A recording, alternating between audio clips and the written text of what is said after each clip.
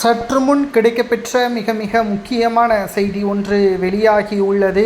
உதயநிதியின் மீது 25 வழக்குகள் பதிவு செய்யப்பட்டிருப்பதாகவும் தமிழகத்தில் சுமார் 40 கோடி வரை சொத்து வைத்திருப்பதாகவும் தற்பொழுது தகவல்கள் கிடைக்கப்பெற்றுள்ளது.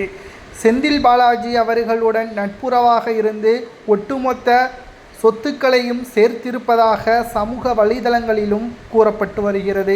கடந்த சில வாரங்களாகவே இந்தியா முழுவதும் பணக்கார முதலமைச்சர்கள், பணக்கார அமைச்சர்கள் என்று வரிசையாக பட்டியலிடப்பட்டு வரக்கூடிய நிலையில் தற்பொழுது உதயநிதி அவர்கள் இந்தியாவில் 24வது இடத்தில் இருப்பதாகவும் கிட்டத்தட்ட 22 வழக்குகளும் அவர் மீது பதிவு செய்யப்பட்டு இருப்பதாகவும் தற்பொழுது தகவல்கள் கிடைக்கப்பெற்றுள்ளது.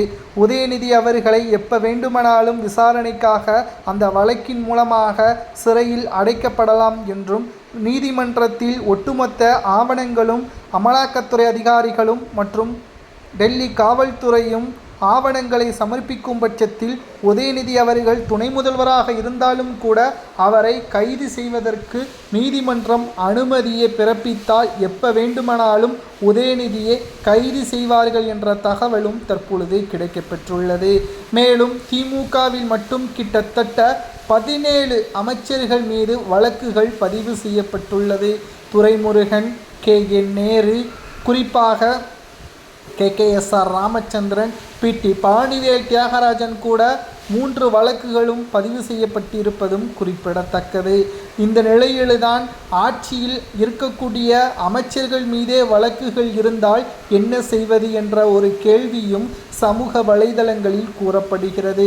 அதில் உதயநிதி அவர்கள் மீது 22 வழக்குகளும், ஏவா வேலு மீது 34 வழக்குகளும், கிட்டத்தட்ட அமைச்சர் பத்திரப்பதிவுத்துறை அமைச்சர் மூர்த்தி மீது 40 வழக்குகளும் பதிவு செய்யப்பட்டிருப்பதும் குறிப்பிடத்தக்கது.